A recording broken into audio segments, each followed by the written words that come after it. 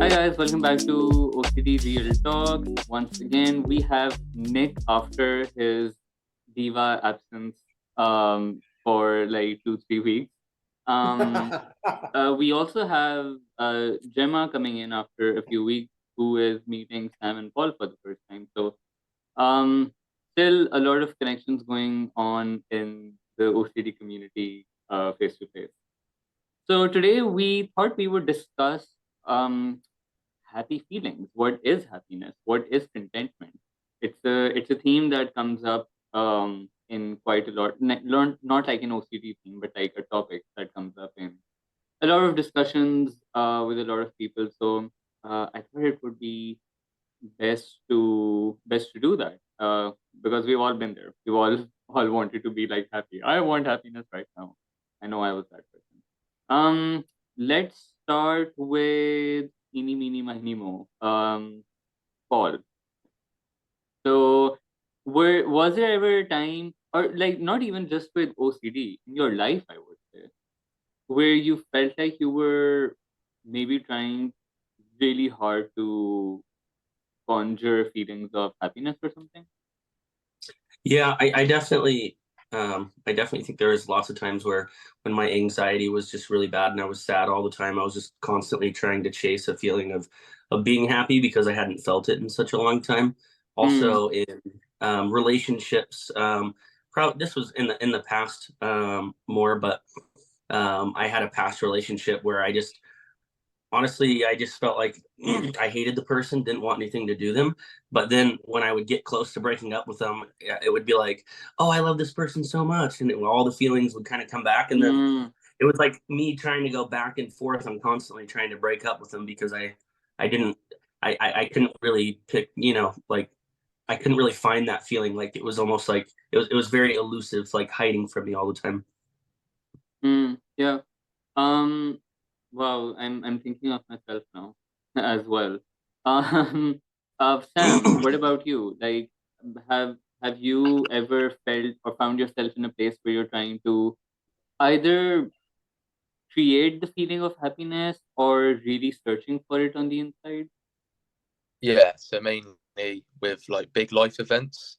So Mm, like going on holiday, birthdays, Christmas, anything you're gonna look forward to. So I would try and force happiness. So like in the build up to it, just really try and focus like I need to be happy here. And then obviously the opposite would usually happen. mm, And yeah, really putting pressure on it, really focusing on it, putting deadlines on things. That is yeah. when but I need to be recovered in 6 months' time. And then that just makes it so much harder when you're putting that deadline on it. So you just feel like you need to be happy. So rather than needing it, preferring it. And that's a shifted mindset. That's helped me massively. Interesting you say around big life events because you're someone who just went on holiday and got engaged. So that's just like a double whammy for someone who is really badly suffering from Yeah. OCD. um, Gemma, Gemma, I was asking you before my internet went all.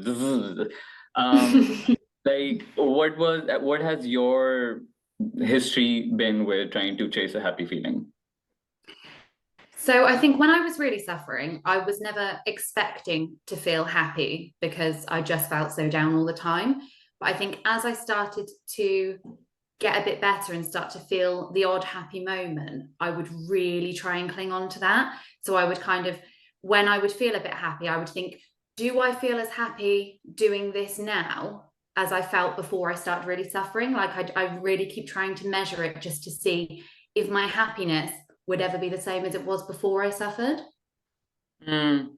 And it's so crazy that happens because you know that like the feeling that feelings cannot be like hung onto, like you cannot like hold on to them, but it's still like this particle of air, I must capture it in my hand. Like it can't happen that way. And it feels like, oh my god, if I don't hang on to this one moment of or feeling of happiness, it will never come back to me ever again. Like Yeah. just saying it out loud sounds so irrational, but in the moment we like are so fully convinced that that will happen.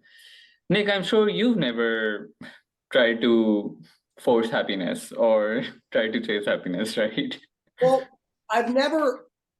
which it's weird. I've never done what Gemma said. I've never done that.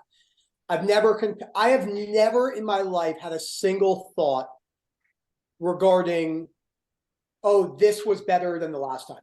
Like I've never had that. Mine was just a pure hatred for suffering. Like I just hated suffering. I wasn't like, oh, I was happier at this moment. Like, I don't think I've ever gone somewhere like a vacation, Sam, and put any expectations on a vacation. Now, when it comes to happiness, and I think this is something Paul and I can relate to, it's when you use hard drugs, it's a subconscious chase for a feeling, but you don't even realize you're kind of doing it. And then you, like when I go to music festivals, and I used to do a lot of hard drugs 10 years ago, and I came back, I would be like, oh, this sucks, because it would be that big down crash. But it never was, I wasn't actively like searching. Gemma, what you say, I mean, I work with many harm, OCD, POCD.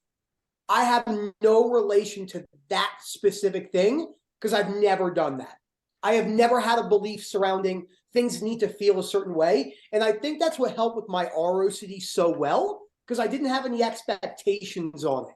But Nick, I mean, at least in terms of sensory motor, wasn't it ever like, oh, things need to feel a certain way? Not particularly happiness, but like a chase for comfort, or like things need to feel a certain way. Yeah, it wouldn't be happiness though. I wasn't, because like, think about hiking. When I'm doing these big grueling hikes, I'm not happy. I'm not like, oh yeah, like I'm in pain, like it hurts. So, but it was more of the comfort for me moment. It was all the comfort. It was just, oh my gosh, I just want to be calm. I just want to be comfortable. I don't want to be bothered by this.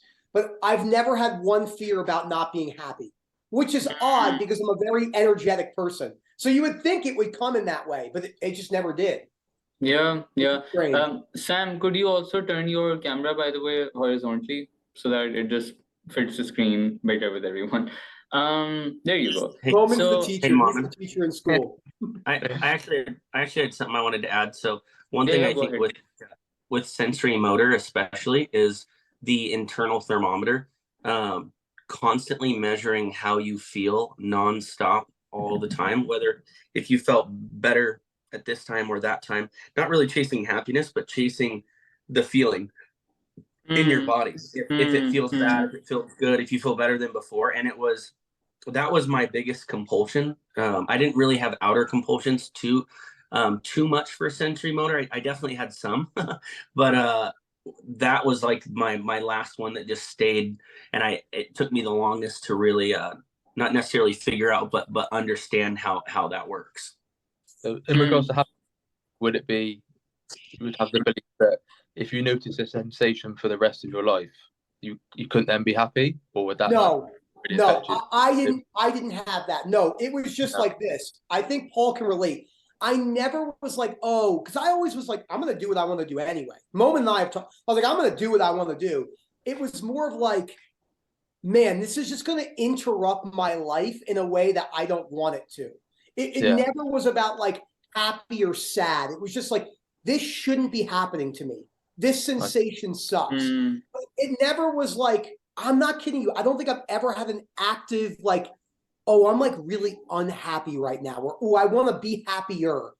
It was just like, this sensation sucks. I don't want to deal with it. I want to be comfortable.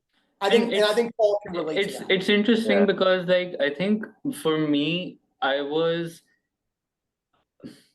wanted happy. I never tried to, I don't know if I tried to cling on to like a happy feeling, because if I felt happy, I knew that this would end.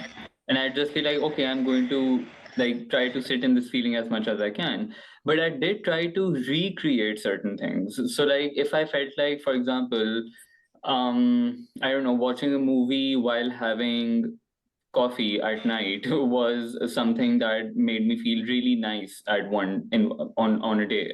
I would try to recreate that on another day. So I wouldn't want to think that, oh, I want to be like but I was happier then and I want to be happy now. It was just like recreation.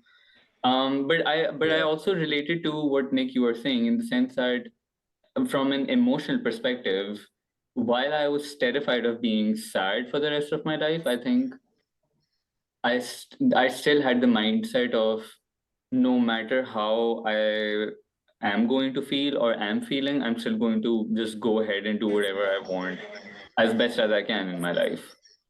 Yeah. And I think that's, yeah.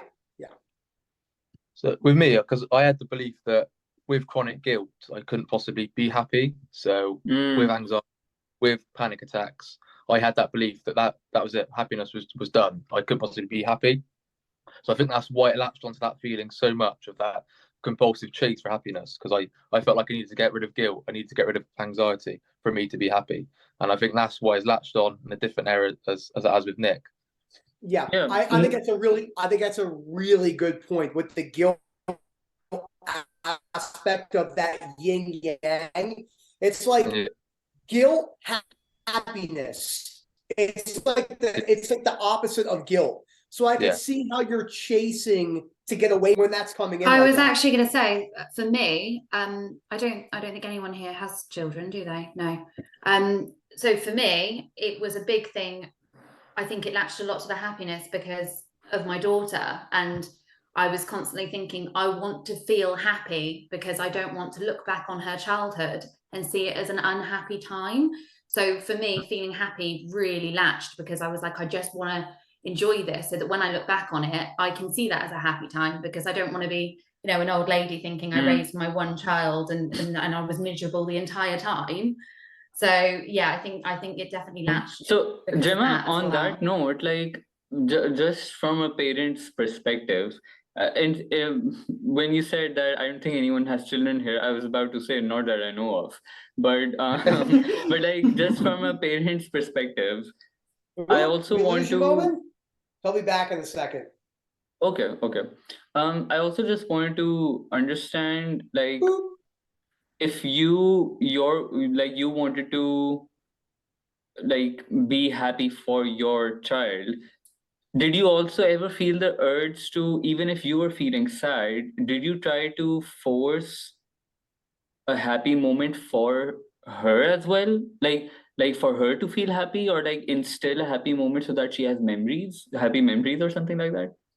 Definitely. So I think, because I was having this discussion before with someone in the WhatsApp group, and they were saying, you know, we're not supposed to act a way that we're not feeling, you know, we're not supposed to kind of force being okay in front of people. And I said, there's one instance in which I think that it is okay to do that, and that is around your children, because I don't think it's not fair, but I don't want her to have memories when she's older of her entire childhood. Her mum was an anxious mess, and you know, and it's not that things need to be that way. I know that it's not the end of the world if that happens. You know, it could be that way, and she could still live a perfectly happy life. But for me, I did feel the need a lot of the time to kind of put on a front in front of her, and I stand by doing that as well. I do think that is that if you're able to do that, I do think that is. And I want to add something to that, Gemma. You make a really good point. So this goes into the fear of losing who you are or lying. So a lot of people have a fear about what you're talking about. So like there's so many examples that we can use of this. Here's an example. Let's just say I'm on a date with Erica and she's wearing something that maybe I just don't like. Hey, do you like this? You're not going to say, oh, you look like shit. You know what I mean? Like, but these are because the outcomes of that scenario are a cost benefit that are just more problematic than not. It's like I was in a place last week with a friend of mine, and he asked me my question. He was like, this is what he asked me. Do you think beliefs can help people get over breakups? And I sat there for a second and I said, do I even want to go down this route? He doesn't have OCD. Like, it's not going to go anywhere. Yeah. And I gave an explanation and he told me I was wrong immediately. He's like, that doesn't make any sense. So what you're saying, Gemma, makes sense. It's just a lot of people then have a fear the other way of like, I'm a fraud, I'm a liar, it's fake, I'm not better, etc., etc., etc. So it goes Yeah. both ways. No, it definitely, I think like, and it's interesting because at times, whenever like I've also like spoken to people on the WhatsApp group, or generally if I've spoken to with people on calls as well, I've said that at times it's also okay, and even if you have ROCD, it's okay to fake it in a sense, like, because in relationships, you do kind of sometimes. I mean, it's not about pretending or lying. It's just that, it's like you said, Nick, like saying that, oh, you look ugly, like that just doesn't, I mean, it doesn't make sense. Like, you don't want to do that, and it's just like not nice. But then if the fear is, but if the fear is latching on so strongly, then people can censor themselves to the point of like, just like, no, I need to. So then the exposure, and then the uncomfortable thing to do is, like, you don't look that great in that dress, could you wear something else, right? So then you have to then strike that balance in a certain way. But like,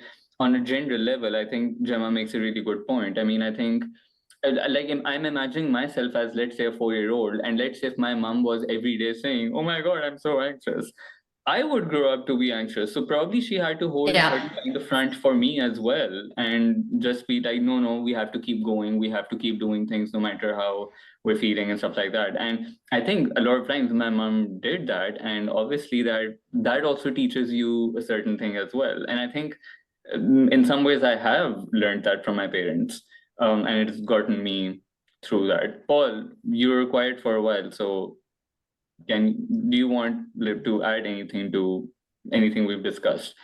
I'm that teacher Yeah, who's I was like gonna say this kid who hasn't spoken in class. Can you talk? no, no. Say something. I've been kind of just waiting for you guys a little bit, but no. So for the biggest thing that really helped me with, I guess trying to chase like feelings, emotions, and stuff like that is, obviously looking at the fear that drives it. But the biggest thing for me, like with the relationships, like in the past, was my fear of being alone, being by myself. Because if I was by myself, I'd be more in my head, I'd be more anxious, or maybe I wouldn't get my anxiety would get so bad I wouldn't be able to take care of myself, and I would need someone there to take care of me or help me, because I just had, this constant, anxiety was going to ruin my life, and the fear. And as I got more into fear, that went down a lot. And then also for me in the relationship, it was, the idea of being alone, that there was something wrong with me, that I was never going to have a family, that I was never going to be able to be a dad, or, all these different things. And when I was able to, over time, obviously it took, it took a while, but turning all of them into preferences, and then changing my view on those things as, great things, but not needed. And eventually it got to a point where now, honestly, I really, I like being alone. I enjoy my personal time. And it's one of my favorite things that I get to do. Kind of like, coffee in the past used to be a thing that I was avoid compulsively. And then I made myself drink it. And now I'm drinking energy drink. By the way, this is all Nick's fault, because I didn't drink any stupid energy drinks. So I went to visit him. I probably had one a day since then. You freaking jerk. Oh god. Listen, dude, energy drinks, just be happy that I changed your life for the better. That's all I have to say. Don't they have like bad health like effects or something like that? Although I don't know if you want to go into that in this call right now. You know what? I will say this. Look, I will say this. Drinking energy drinks every day probably isn't the best thing for you. But I always look at life, like I look at my friends. I'm sure all of us can relate to this, being OCD sufferers. You look at people who are like super organic and they're very healthy. It's like, that is a miserable life to me. Like, I don't want to live my life in this like box of like no I mean, yeah, of cookie. course, but energy, I mean, you could say that, oh, I want to have chocolate every day, and I'd be like, great. But like energy drink, I don't know. Moment, listen, how do we kick him out of here? We can't let him spread this propaganda. Everyone has their things that like make them happy, even though they aren't particularly good for them. I chaff on this constantly because I just enjoy it. So it's not great for me. it's probably going to ruin my lungs, but I enjoy it. It brings me happiness. Sam's like this. Sam's like, this is what I have. It's a bottle of Jack Daniels next to his bed. Everyone just talking about unhealthy habits. This needs to be cropped out of this recording. So yeah, lifestyle structure, good healthy lifestyle structure. Exactly. That is so I also funny. have another interesting question for you guys. Because I feel like when we speak about happiness, or when we speak about people trying to create happiness for themselves, we also, a lot of people relate to happiness or happy moments back to when they were a kid, at least, or when they were used to be in school or something like that, right? Because that's when people experience like some of the greatest joys, pure joys, are when you're a kid. So just an interesting question to bounce off of you guys. In retrospect, now looking back, Sam, I'll start with you. What were you like as a kid? Yeah, quite confident, quite outgoing, and what my brain would do with the nostalgia effect, where before OCD, you were the happiest person in the world. It would forget everything that's going on. It would just say, look, now you're not happy and you were before. And it would look at through rose-tinted glasses. So I'd be constantly in the past looking back, oh, look how happy I was. Why can't I be like that? And then just regretting how I feel now. And that's just puts more emphasis on that I need to be happy now, because I kept kept trying to convince myself that I was happy before OCD. So yeah. But I just want to touch on another point, just going away from the question. So when I suffered with real event and false memory OCD, I felt like I needed to replay an event or find an answer to a certain event before I could find happiness. And that was just such a futile pursuit. I would be doing this complete dead end. But I was convinced I was stuck in that trap for so long, for a good 5-10 years, just replaying events and needing to find the answer for me to be happy. Now, that was the last thing I should have been doing. But you can see how you get stuck in that happiness search, that compulsive search to find the resolution and be happy. So that trap that I was led in for so long. Yeah, absolutely. For sure. Gemma, what were you like as a kid? I mean, I didn't have the happiest of childhoods, I wouldn't say. So I wouldn't say there was ever a point in my childhood that I would say I was kind of really, really happy. I think I feel like I was happier a bit later in life. But I wanted to follow on from what Sam said about the waiting for things to be happy. So I've done that a lot. I used to always think, once this happens, then I'll be happy. Once I get a different job, then I'll be happy. Once I get a better house, then I'll be happy. Once I am in a better relationship, I'll be happy. And I've always done that. And I was reading something the other day that was saying about, people kind of wait. They have this favorite bottle of wine that they don't drink and this favorite candle that they don't burn because they're waiting for a special occasion, and then they die, or so maybe something not that drastic, but something like that happens, and it's like you were waiting for something to make you happy until something better happened, kind of thing. You're kind of always waiting for something in order to feel happy, rather than trying to find like little moments of happiness in what you've got going on at the moment. Like even when you're suffering, you can do little things that kind of, you find little moments and they make you happy. And I think it's really important to stop chasing this idea of a utopia that doesn't exist in the future. Yeah, that's an ongoing moment. I'm going to follow up to that before my childhood one. I think the way I look at that, Gemma, and I think many people can relate to this, which is so interesting. It's like I have a pretty busy schedule. And sometimes I'm like, oh, I want a little bit more time to myself, right? Like maybe like a 3-hour window. And then I have that window. And I'm like, I could be like doing a one-to-one call right now. So it is literally like the brain is designed to like, it wants you to like look for things that are going to do that. And then you get it. And it's not what you think it was. And so it does that over and over. But my childhood was, I just was a menace, as you can imagine. I was a menace. I constantly got in trouble. I was just, but I never, it's so crazy. Like Sam, what you were saying, and another thing I've never done. I've never thought I could say this truly on my dad's grave. I have never thought one time about this, not once. Oh, I wish I could go back before OCD. And I think Mom and I have talked about this. Yeah, I just I never haven't done felt that. like that either. Oh. Like I've never looked. I mean, I've never been like, oh, I wish I could go back Yeah. to that. I mean, I'm like, this sucks. Don't get me wrong. I was like, this really Yeah. sucks. But That's funny, 'cause I did that for so long. I spent years just thinking like that. that's I did so too, Sam.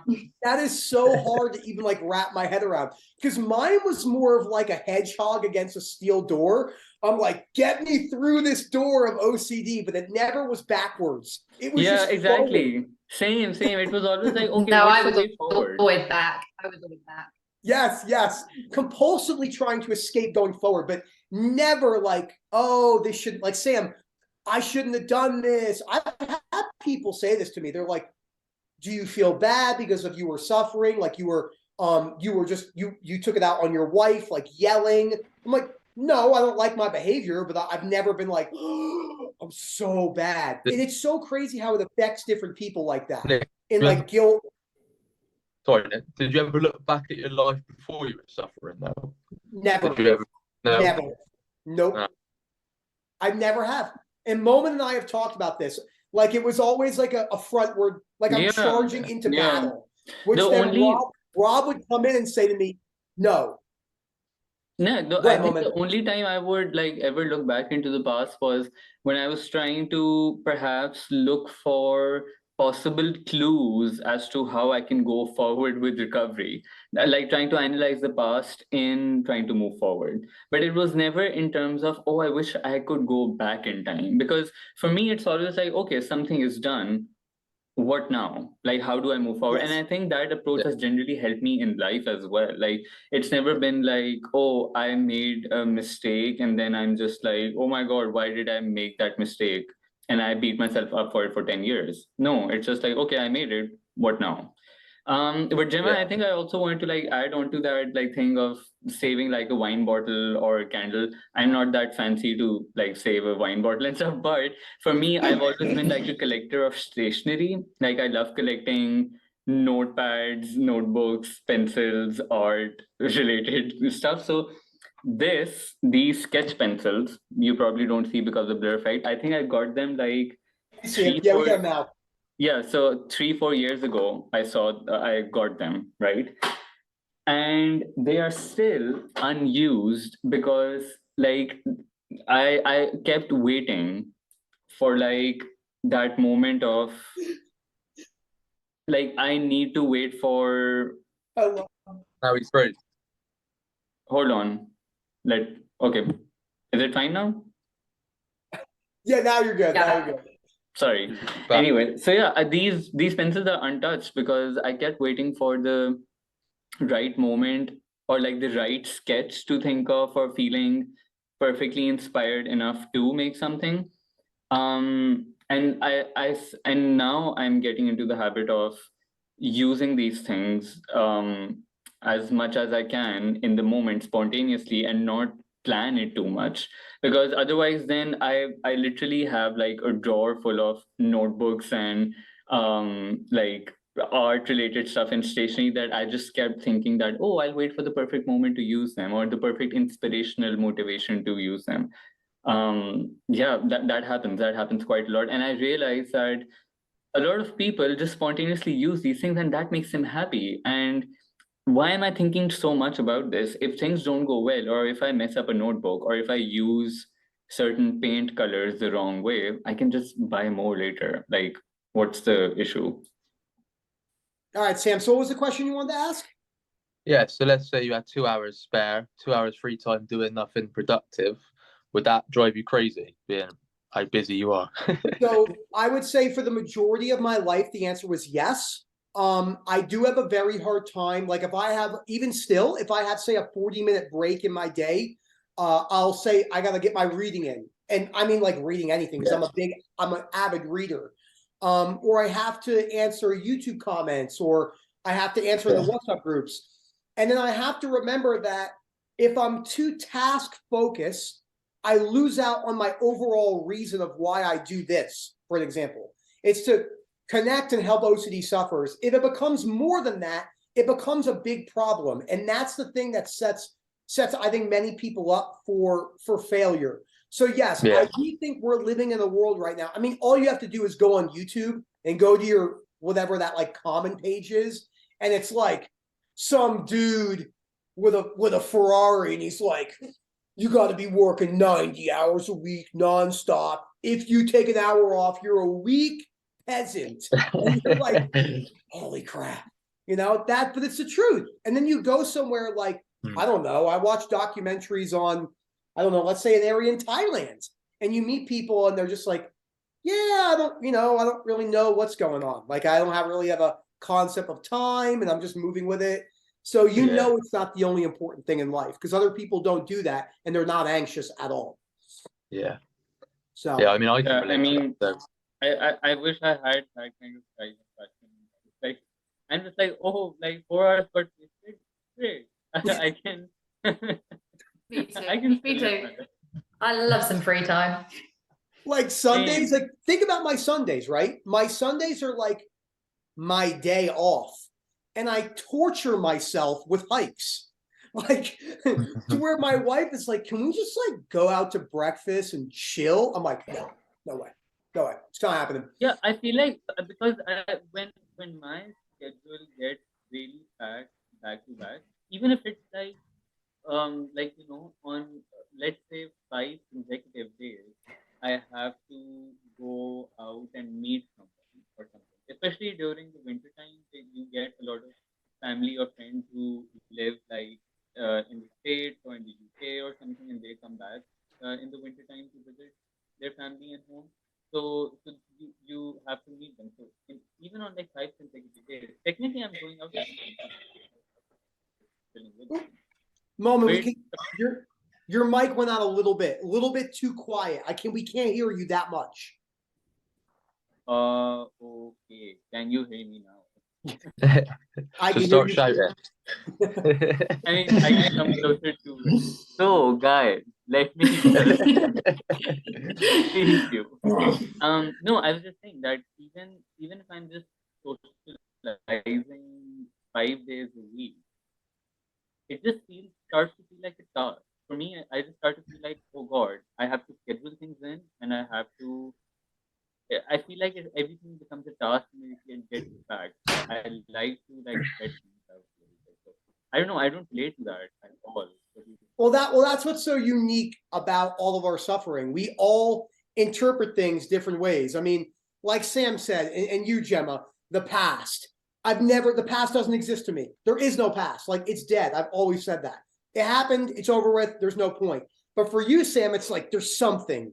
Like there's something. Yeah, but that was my mind. So that's my mindset now. The past is done. I learned from that. But that I've spent so many years I was just dwelling on the past and just constantly in the past.